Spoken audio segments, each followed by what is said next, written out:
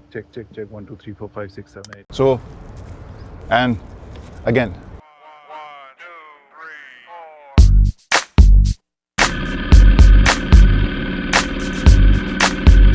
On the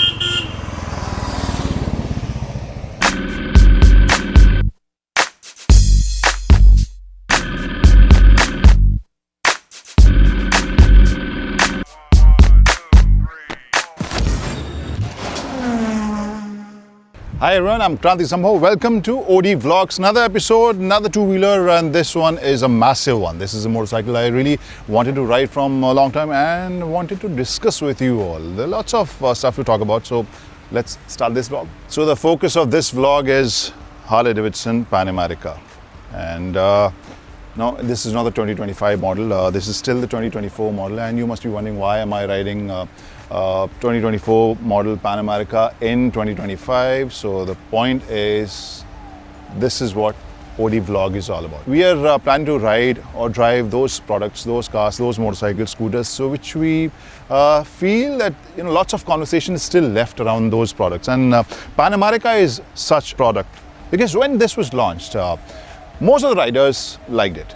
I liked it, the way it performed, the way it handled. And what impressed most of us was the fact that this comes from the house of Harley, the cruiser maker, the veteran, the motorcycle with the pioneer, which basically established the whole lifestyle motorcycling globally, the biggest brand. And they wanted to experiment. They wanted to get into a segment which is, as I said, dominated by BMW GS, which kind of created the whole segment globally. So this was a tough call. This was a big challenge they took upon themselves, and the way they handled the whole product, it was really impressive. The way it handled off-road, the way it handled bad roads, the way the engine performs. The engine is something which will impress anyone. Very peppy, very torquey, lots of grunt, and it is exciting.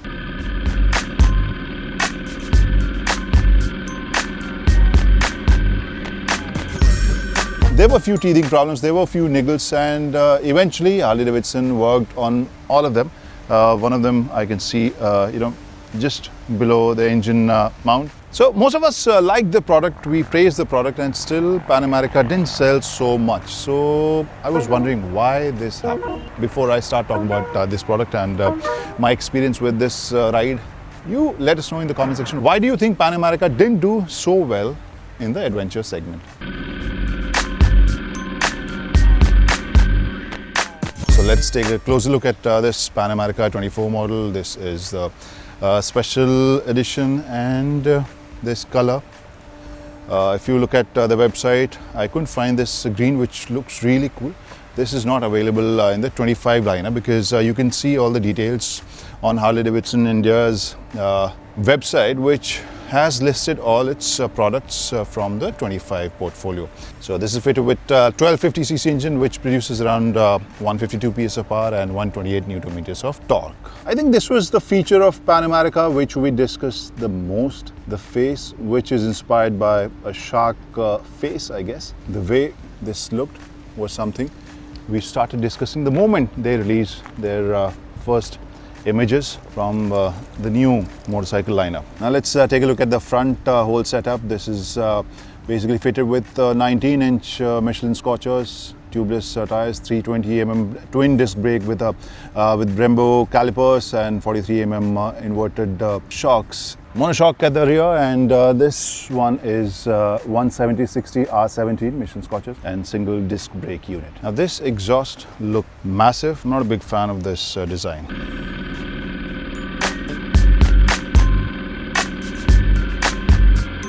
So now that feature of this Pan America, which is very clever and very useful, especially for the riders who are not very tall. So this semi-active suspension, what it does is this lowers the bike when you're about to start, when you sit on the bike, and when you stop.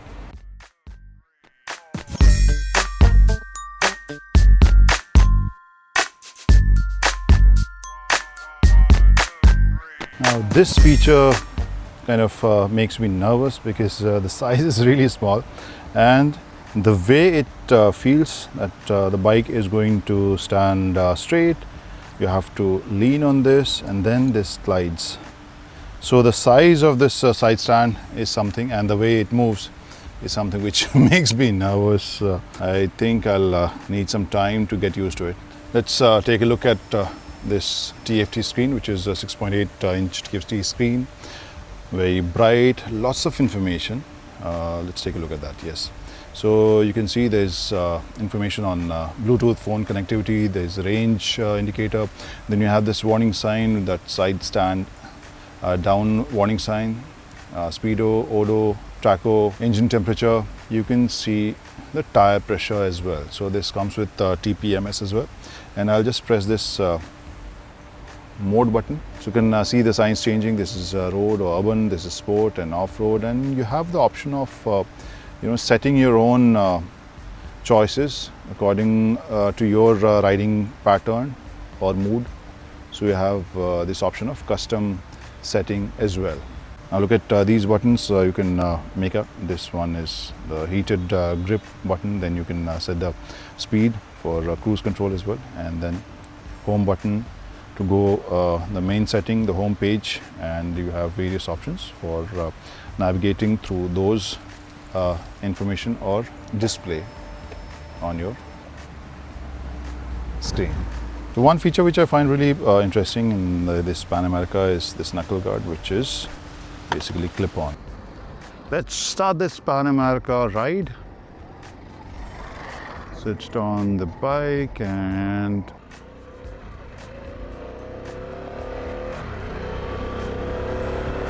so guys, let's start with the explanation first, where you must have noticed, or in case we haven't, I'll tell you that I'm not wearing a typical adventure, set of adventure boots or adventure pants or riding pants of that sort, because I wanted to check something.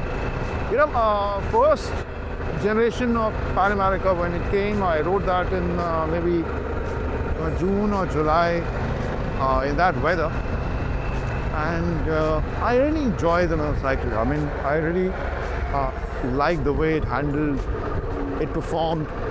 The engine was fantastic. I love the engine performance. In totality, the whole experience was really engaging, really fun.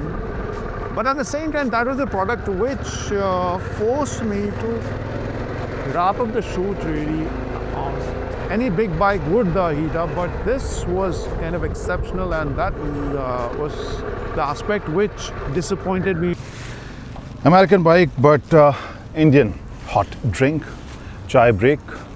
And I wanted to discuss 2-3 things about this Pan America. One thing was, the first thing is the engine heat, which I was trying and testing, and that's the reason I told you that I was not wearing typical riding pants, adventure boots. And now I can tell you that even in Feb, the heat was something which after maybe 20 minutes, 30 minutes, and in case you're riding inside the city, or if you're facing some traffic, that heat is going to bother you a lot.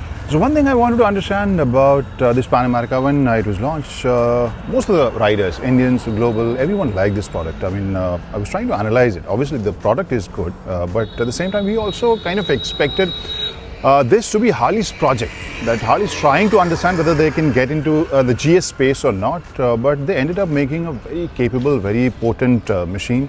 The ride was good, the engine performance is good, the features are really nice, and if you talk about the seating, it's not very for me it's not that stylish, but it's very comfortable on the longer rides. Other element about this ergonomics is that maybe it's related to my height, but the base or the standard ergonomics of this bike makes it very easy for you to stand while riding. So it's very interesting. Heavy bike, big bike, and you don't have to put an effort to stand, or you have to think twice before standing. No, so it's very easy. This windscreen is something which is not enough for me. I'm 6'3" almost, and this is something which keeps throwing wind at my face. Longer ride, it's not very comfortable. So coming back to the point I was trying to make, Harley surprised us all, and obviously it's a legacy brand, it's a strong brand, and the way this performed, all of us praised this motorcycle. one more opinion, which I'm not too sure if you agree with me or not.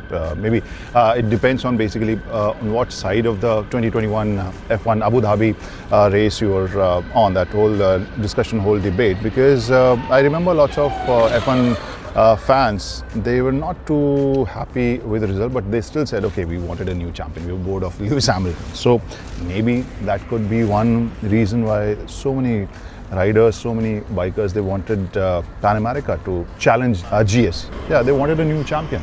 So maybe the whole conversation was about that sentiment. Again, it's an opinion, so you let me know whether you agree with me or not. So this is what this vlog is all about. I really like the bike, apart from the engine heat, good performer, even with this weight. I mean, just in case you are interested in this bike, they might launch the 2025 lineup very soon, and I hope we ride that as well. But that's it in this vlog, so time to wrap it up, and time to request you all that do share your feedback. How do you like this vlog, or the kind of products you want me to ride? And I'm repeating myself, this is not a review, and for regular reviews you have our various playlists on our channel, so you can definitely go and check those videos out. Please do that, and do let us know what do you think about this vlog, and my thoughts, my observations, and you want to add something, comment section is open. So take care, goodbye, ride safely, drive safely, and see you soon.